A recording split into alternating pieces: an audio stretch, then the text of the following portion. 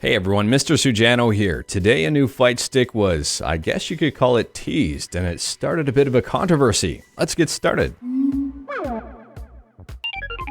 Alright, to kick things off, today Jason Hicks, who used to make Panzer Fightsticks, posted a few images of a potential brand new Fightstick that did spark some controversy. Shortly after Jason posted those pictures, there were people saying that that new stick was a blatant ripoff of TR Fightstick's TMX arcade sticks. So let's look at them side by side. Above me here on the right hand side we have the new Fightstick that Jason teased today, and on the left hand side we have the TR Fightsticks TMX stick. Now both of these Fightsticks are made out of metal, but I wouldn't necessarily say that the material alone is good enough to say someone copied ya. I mean, at the end of the day here, you can only really use so many materials to make Fightsticks. There are a bunch of different metal cases out there. There are a bunch of different wooden cases out there. There are a bunch of different plexiglass cases out there. So material alone here, I wouldn't really say is any indication of stealing a design. So let's look at the overall shape. The bottom two corners on the TMX stick are rounded and the top two corners are squared off.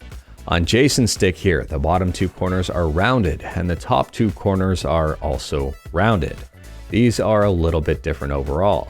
And I'm also looking at the TMX stick here in terms of the rounded corners, and I can see a little bit of an edge. Here's a better view of the TMX stick up close, and you can see a couple of lines here where the corner is folded in. And here's a closer view of Jason's stick, and the corners look to be completely smooth. There are no grooves on either side of the corner. On the front of Jason's stick here, we have cutouts for 6 different buttons. On the side, we have cutouts for 3 buttons. Just a little bit hard to see in this picture. And on the front of the TMX stick, we have cutouts for 3 buttons, not 6.